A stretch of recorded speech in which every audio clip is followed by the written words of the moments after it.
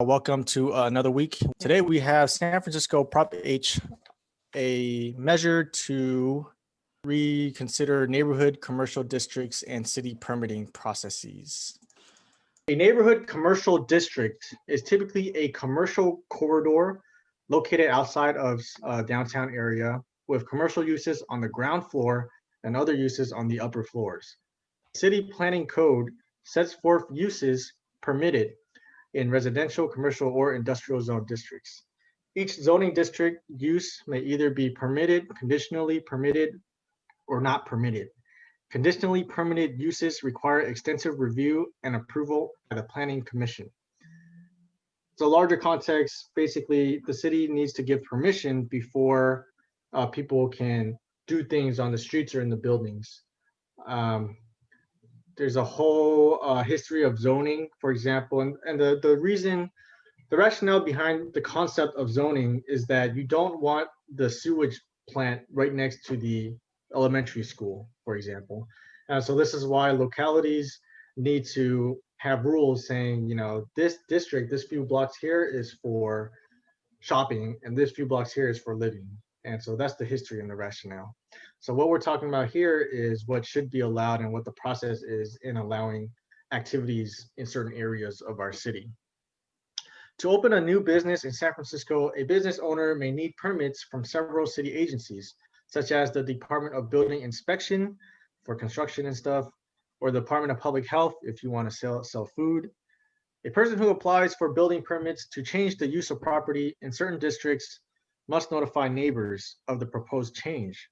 The notices must be posted for 30 days. You may have seen these around the city, during which the city may not issue permits and members of the public may ask for review by the Planning Commission. The idea is to have neighbors input on, you know, things going up. Maybe you don't want that weed store down your street or what have you. Maybe you don't want that sex shop next to the school or whatever. So what will this proposition do? This will change the planning code for neighborhood commercial districts to increase the types of permitted and conditionally permitted uses to include art activities, community facilities, social services, and restaurants. This will expand the use of outdoor areas in certain businesses. This will eliminate the public notification process for people who want to start a permitted use. This will require expedited approval and inspection process for permits. And it will allow restaurants to provide workspace to the public on days when the restaurant is open. In addition, Proposition H will make certain planning code changes citywide to temporarily allow retail uses within bars and entertainment venues for up to 4 years. I'll pause here for general questions on what it does. Is anyone confused? I will simply summarize by saying this seems to relax the rules, right? So for example, you'll see that this eliminates a public notification process, which is a point that slows down a lot of development because neighbors don't want certain things on their block or near their house. So this will eliminate that process, which some people may be concerned with, and we'll come across these arguments later probably. This will increase the type of permitted activities, right? This is part of the reason this is here is because of the coronavirus stuff. We want more outdoor activities, things in the middle of the street, for example, which may not have been allowed or encouraged before. So let me see, is there anything in the chat? I can't see the chat, guys. If anything, any questions in the chat, I'm gonna move on. Is there something in the chat? All right, next. Fiscal impact. This proposition will minimally to moderately increase the city's costs to review, approve, and inspect the small businesses that are targeted by this ordinance.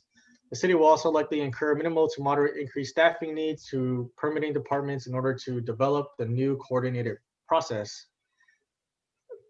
At the same time, the extent to which new processes successfully shorten the overall length of time for permitting, conditional use applications decrease, and public notification requirements are reduced, the city may save time and cost because of these reduced requirements.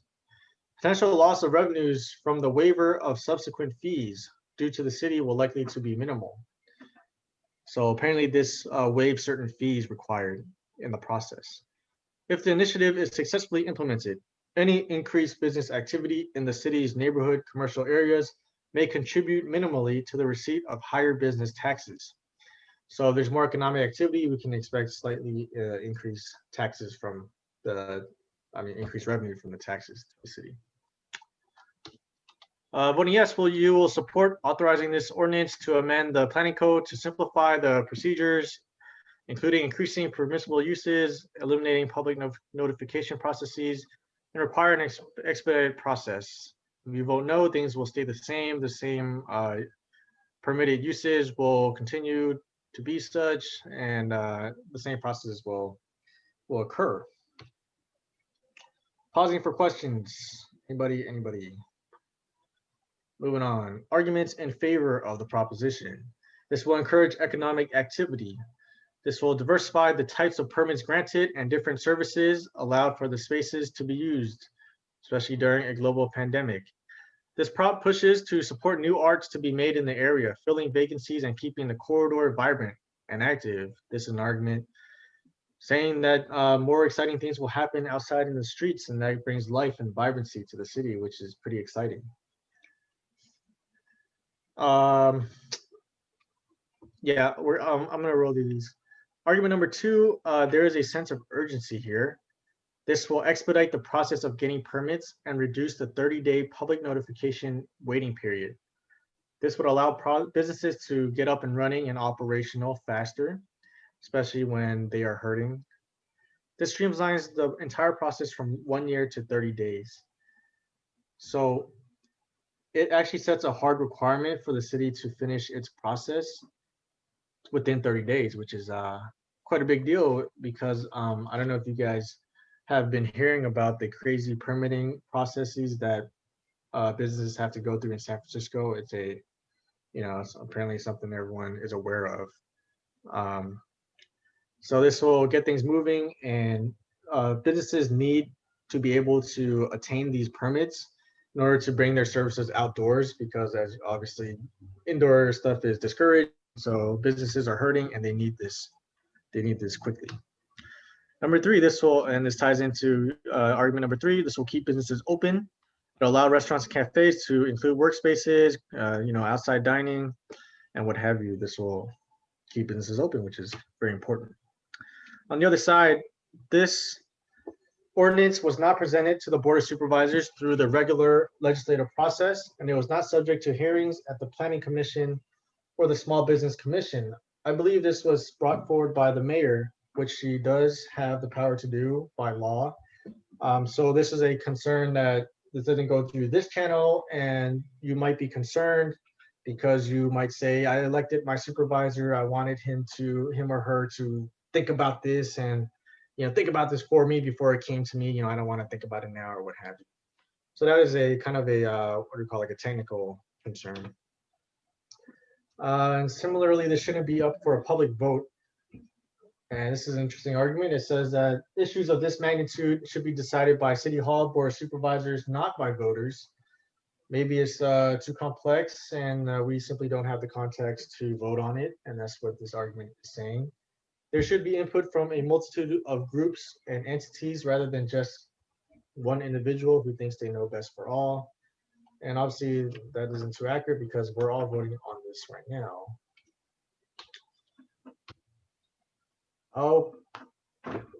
Okay, rebuttal to the argument that says that we need this to increase economic activity. Somebody who is against this argument might say that, I don't know, something. I'm just gonna roll through these slides and then open it up. Rebuttal to argument, sense of urgency. Someone might say that, this is a big change in a small amount of time, and they are concerned with the speed of the change. We need to be more thoughtful. This might produce unintended consequences. You might have crazy parties right on your block that you don't want and you can't sleep, but it's permitted and it's allowed by the city, and so this might make some problems happen. The argument that it keep business open might not be a great argument because these are unprecedented changes. we shouldn't have to choose between supporting small businesses and good city planning. So this is a concern about having to choose between supporting small businesses and good city planning. Well, it just seems like this person did not make up their mind about that contention. Rebuttal to argument against that it has not gone through the normal channels. It says that doesn't matter because we need to do something to support our businesses now. We have no time to move through the city's bureaucracy. Our small businesses cannot wait for the board of supervisors. We just got to do it ourselves. The idea that it shouldn't be up for a public vote.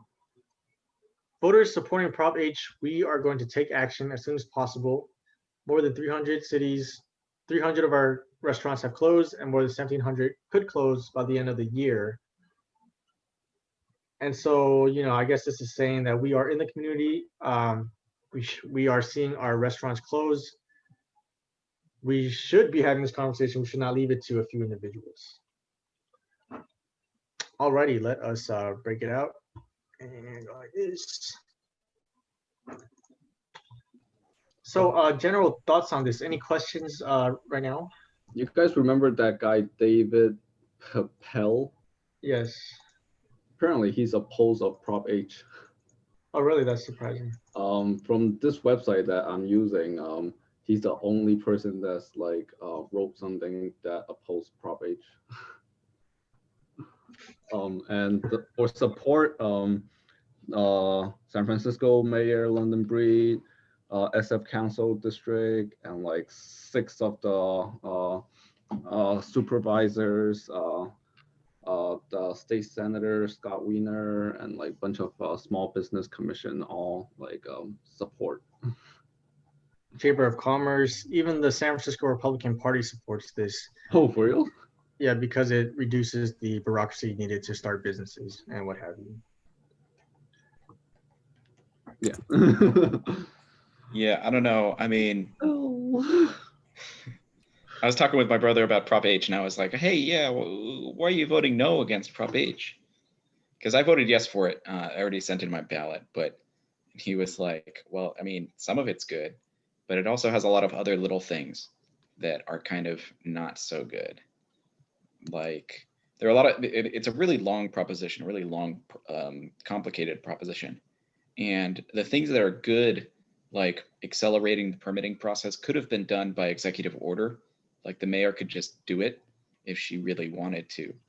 But it's being put into this huge proposition in order to get like a lot of little things that are like good for businesses, but not necessarily good for neighborhoods, are being put in with all these other elements that are good for everybody involved. And it's kind of like there are a lot of little poison pills in this proposition. And I was kind of dissuaded from supporting it, even though I already voted in favor of it. Like, apparently it removes the nonprofit from the definition of social service or philanthropic facility. So what's the consequence of that? So I don't know, like what are the implications for treating non-for-profit philanthropies or social services the same as nonprofits? I don't know. It just kind of, it's a little shady. They're a little suspect. I don't know. Yeah, there's a lot of little things here or there that are just like shrinking the time of review is a concern because you might believe that there's a reason for the review and it's in the public interest that we have full-time people scrutinizing all the aspects of the business and what have you. So that could be one area of concern. I don't know. It also, like, all of these benefits like only apply to new businesses and not existing businesses, which is kind of concerning. It makes me think that a lot of people who support this are sort of looking ahead to a post-pandemic era, and they're kind of passing this in now. And then when the pandemic passes, it's like they're going to be this really business-friendly regulatory environment that's like not necessarily beneficial for everybody. But I think there are some things that are good in it, but I don't know. It's weird. It is kind of weird. You know, because then it was noted at the end that like there are more businesses that are going to close down. So I'm like logically thinking like, hey, if all these restaurants are closing down, I should open a restaurant. Like so that's kind of like a kind of oxymoron going there. Like speeding up people to open restaurants when many restaurants are already closing down. Even if you look around your own like your own block, like today I actually went to Tanfran. There was like a lot of stores already closed down. So it logically makes sense for me to like, hey, I do not want to open a store, like I don't want to open something similar that was already closed down. So it's kind of weird that they're like, hey, we're bypassing a lot of channels for you to open a store that may not even succeed. So just kind of like, Yeah, I really think it's odd. kind of suspect because it also allows these retail spaces that are currently only allowed to be restaurants or retail spaces. It allows them to be rented out as sort of like co-working spaces, WeWork style co-working spaces. So it makes it so that, one of these sort of mixed housing units that has like retail or restaurant space at the bottom and then apartments above it, it would allow that bottom portion to be converted into an office space, essentially. And big business interests have been wanting to be able to do that in the city for like a long time. And people who are opposed to that are opposed to that because it's bad for the character of the neighborhoods, because it's kind of weird to have like all of these office spaces instead of like restaurants for the local people who are like want to eat somewhere. But I don't know. And it could also like drive up rents if you have more profitable office space in what used to be a restaurant space in neighborhoods like Chinatown or the Mission District. And that could be really bad for small businesses, because then the landlords have an incentive not to allow small businesses to move in and to just sublet it for like a small startup or a big startup to just have another co-working space. It's very Well, are you able to find somewhere in writing that describes this this kind of change in categorying or permitting? No, I mean, I'm getting this off of this voter guide right here that talks about it.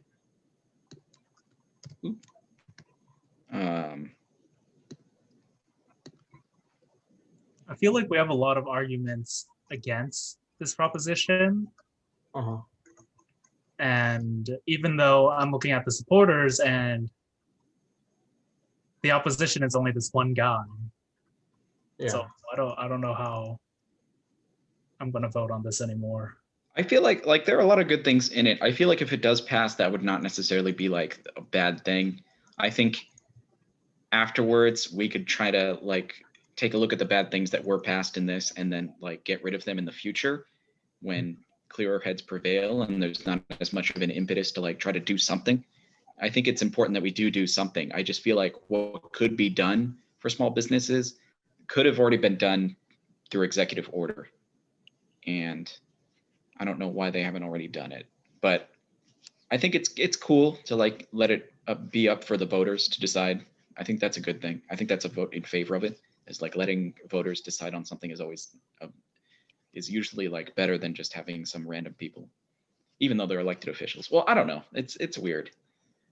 From an unnuanced point of view, I think most people would agree that the process is a little too cumbersome in San Francisco. Yeah, and that's one of the reasons why the mayor didn't simply do an executive order, because part of her platform is to make it a little more streamlined. So she doesn't want to just do it during the pandemic and then have to rescind it later. She wants a permanent change. Oh, I see. Yeah, in the culture. That kind of makes sense. But I am, 30 days having that hard line is actually short. it's concerning a little bit. The average apparently is like 330 days, which is crazy. But still, I think there's a midpoint to be drawn between 30 and 330. So, but that's something to think about. I also don't like that it's kind of bypassing public forum. I know we had a big thing in the Sunset where we were trying to not let a bunch of weed dispensaries open, but even though people have been protesting, like the neighborhood has been protesting against them, they're still sprouting out here anyway. And I feel like if this passes, it just kind of encourages that. Yeah, that's one of the big concerns here because if you remember it, I think it like cuts out that period of time where neighbors can say, "Hey, take a closer look at this," or "Take a closer look at this," which slows down a lot of projects. Um, you know, my opinion on that is that if you're in a city, I think I want the city to be vibrant. Like I'm used to shit like popping off on my block and I have no control over it. So I'm kind of used to that. And it's interesting here, generally, the more, I would say, the wealthier communities are more anal about that. Like, you know what I mean? That doesn't belong on this block. You know, who do I complain to? So this is a kind of the theme of maybe NIMBYism or something like that. My opinion is more kind of free market. I'm definitely in favor of less minute, you know, micromanaging of every single store or storefront in the city. Um, that's my opinion on it. Who's in the middle? Who needs some clarifying questions or something like that? Yeah, what's the hard 30 days you're talking about? Is it like they have to do everything before 30 days, within 30 days? If they do it, if they don't fulfill it, they can't build a business, or? No, I will try to find the text right now and share it. But from my understanding, it's that the city must finish its process of reviewing your application or whatever within 30 days. So if they don't, you can't start business then? Like, that sounds crazy. No, that's not what it. Oh, let me go find the text. But it's kind of the opposite of what your understanding of. It's the city runs out 30 days, and I think you're like leaning toward good. But let me go find the actual the thingy thing. Yeah, also, like real quick, I'm gonna share a link to the planning department, the San Francisco Planning Department's analysis, their official analysis of this proposition, what it does. And what is their opinion? Do they have one? like they're very pro, I think they're pro Prop H, but I want to do kind less of work. weird because usually they do a more detailed analysis whenever there's something that amends the planning code specifically. They have 60 days in order to weigh in, and they usually do something a little bit more detailed, but this slide doc is kind of like very broad. Not like I'm confused by it. What's Office of Small Business? Is that what OSB stands for? I believe so. Interesting. I'm curious, what's the actual timeline to go through each department to get a permit? Like, to tell you the truth, I live in a BMR unit, below market rate housing unit. And when I went to one of their housing session, they literally tell us how long is the average wait, and they tell me like, hey, the lottery is 2 weeks. The drawing is this long. The potentially getting to you is this long. The going through the bank is this long, and then like they give you a breakdown of every process along the way. So I'm just wondering what's getting the permit for a business. What is the process? What's the timeline process for each component you have to complete before you go to the next step? Because that's kind of like something I really don't know to make a decision on this. I think one of the problems is that there isn't it's not as clear cut as, for example, that department that is in charge of administering the below market rate stuff. They got their shit together, and they're in total control of that, and probably they don't have to work with too many other departments. That's where they can give you those clear-cut timelines. But when you have to deal with multiple departments to start your restaurant or what have you, this is what's been in the news, where people have stories about 1 year, 2 years of getting through those processes while paying commercial rent. Right? They secured the storefront, but they don't have the permits yet. And one of the requirements in the city code is that you have to have a storefront already, leased to you to start the permitting process. This was a big complaint because, of course, that means you're paying rent, but you're still waiting for the city to clear you to start your business.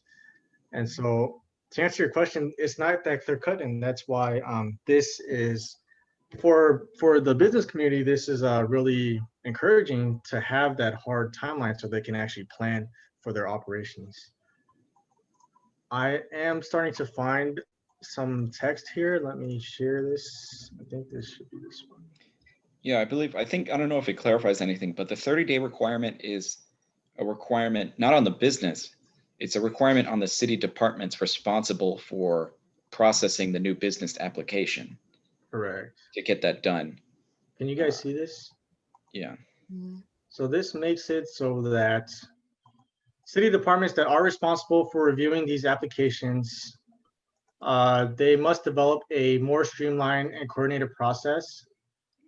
And so this is like legally mandating them to get to work on a better process. It has to ensure that it remains thriving, supports all this. So here's a deadline for implementing the coordinated and simplified review process. The city departments subject to this section 32 include, but are not limited to, these departments here: the planning department, building inspection, fire department. So notice how, for example, if you want to start a business, you have to get cleared by almost every single one of these departments who don't work that closely together. They're all their own little thing. And so here we got 30 days, no later than 30 days from the effective date. Man, this is the wrong 30 days. This is just saying that the departments have to work together and start this plan. The specific 30 days that I'm looking for, I haven't found it yet, so freaking come back to me.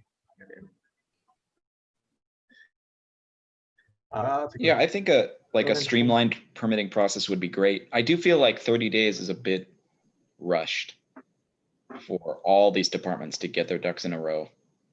And there's going to be like a flood of new businesses that are going to rush into these retail spaces as soon as we get the all clear to return to some sort of normalcy.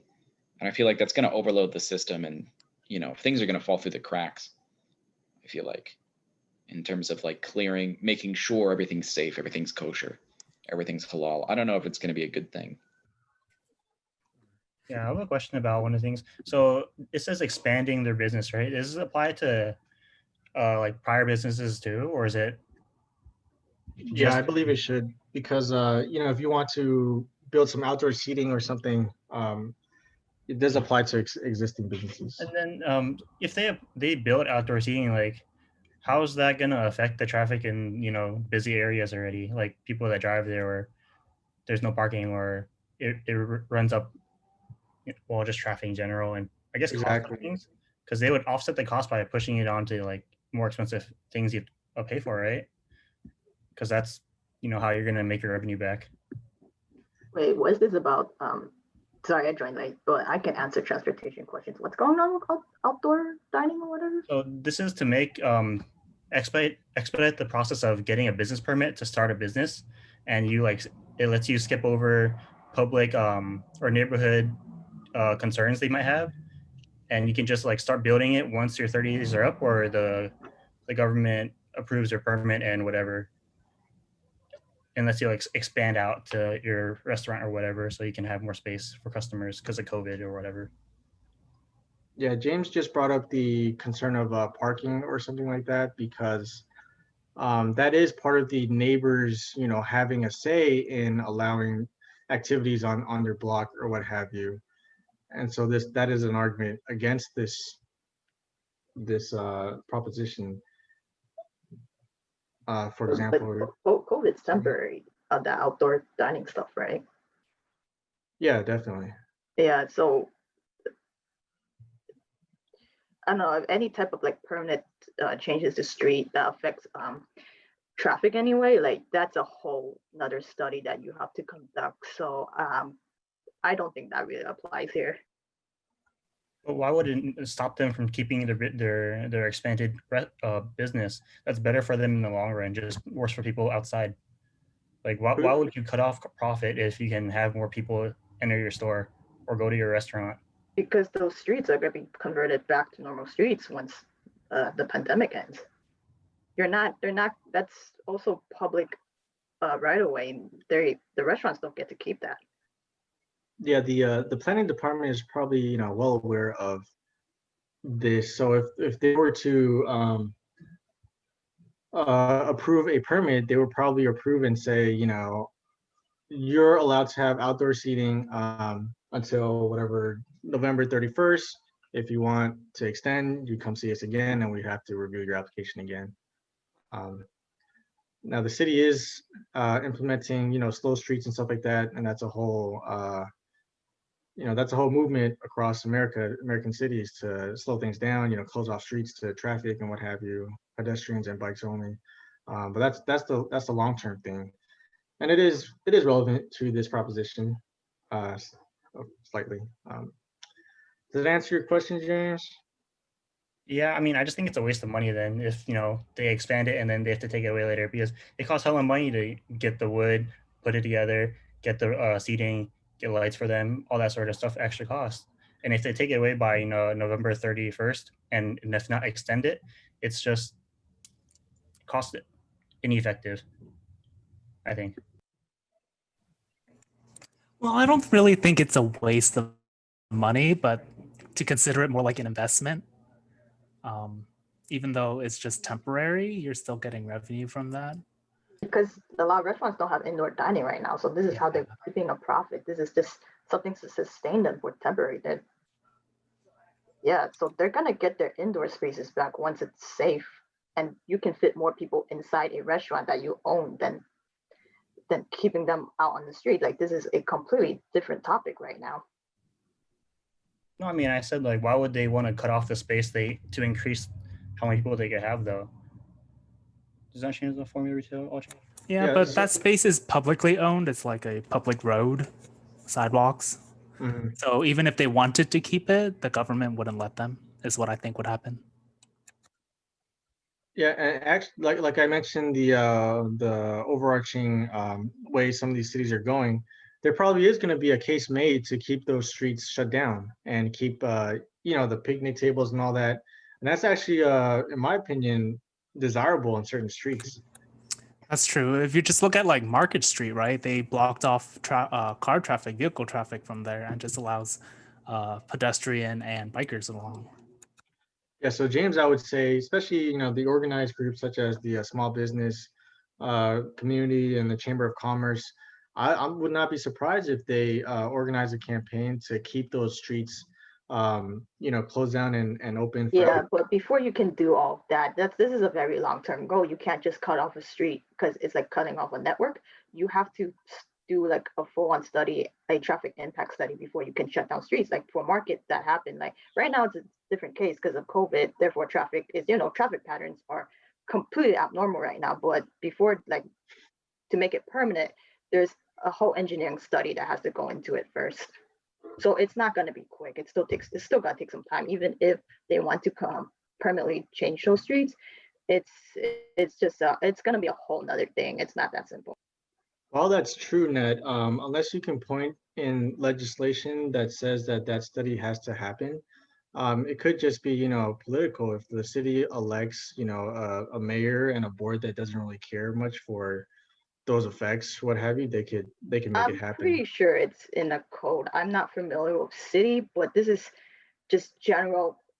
It's just pretty general stuff when it comes to any sort of transportation engineering. It's just like you can't just go in and change the system. You have to analyze it first. Like you could totally can bypass it, but it's uncommon. Like any city, state, or federal Bureau of Engineering will have these guidelines. Yeah. So I did find the text. If my screen is still shared, you can see that this paragraph here, it does say that relevant departments, they shall perform the concurrent review of the permit application when such review would reduce the length of the permit review process, provided the applicant submits a complete and accurate application to the maximum, and this is the important sentence here, I guess, to the maximum extent feasible, this review shall be completed within 30 days of the date a complete application is submitted. If it is not completed within 30 days, the reasons should be provided to the applicant, explain why the decision cannot be made, what you need to do to complete the review, and the time needed. So as far as I've seen, there is no like super hard consequence.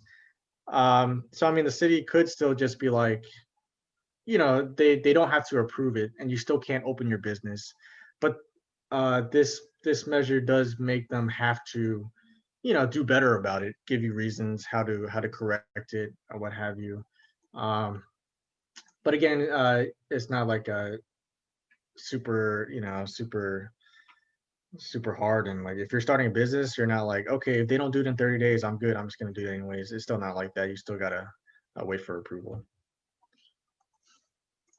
So in that sense, it's a little on the argument against that says this is reckless or what have you, that kind of weakens that argument.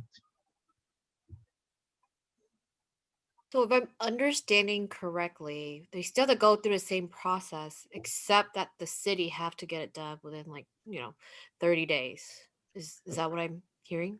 The process should be better and more user-friendly. It's forcing the departments to get together to make a better process. The reasons for the process still stand, the concerns about, fire safety, all this stuff, they're still directly supposed to be cleared by people that we hired to do that. So it's just an attempt to make it quicker. Okay. Is anybody on the fence on this? Does anyone still not know how they're gonna vote? I'm probably going to read up a little more on this because I'm not sure how to vote on it still. Seems a little, like William was saying earlier, there's a few things that are just thrown in there and doesn't seem very clear still. So I want to look a little more into it.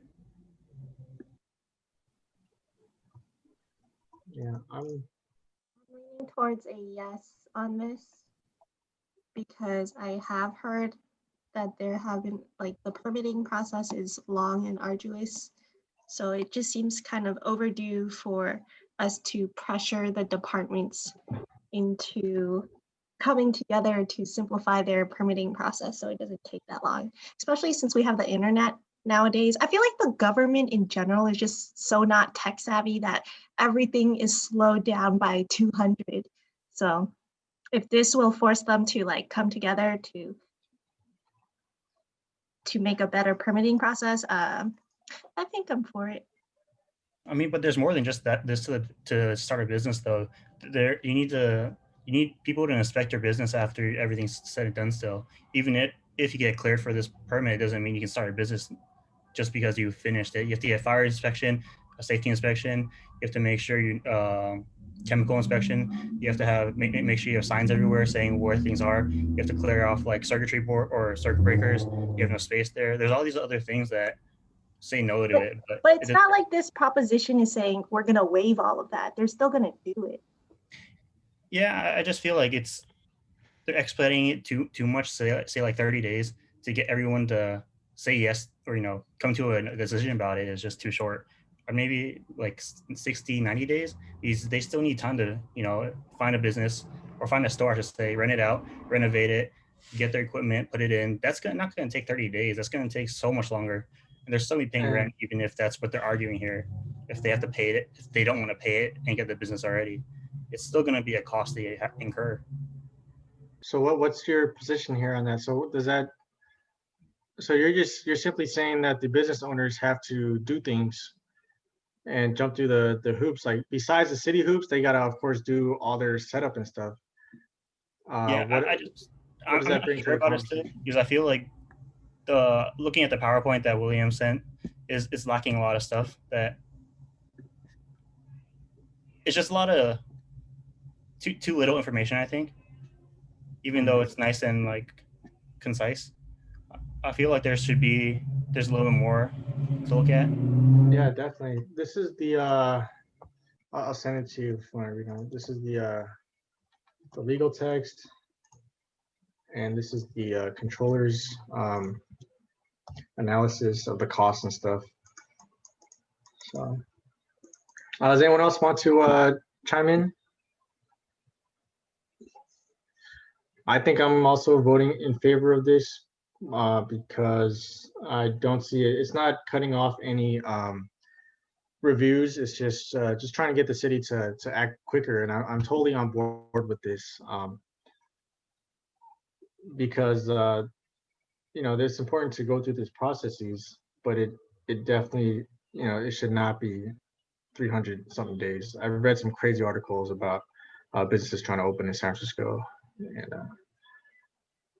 yeah, it seems to just push these departments who at times seem like black holes to like, you don't know how they work, you don't know what their processes are necessarily.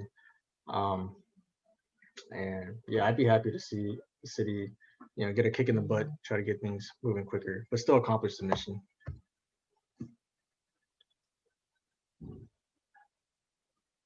Any other comments? If not, then we will bring this discussion to a close.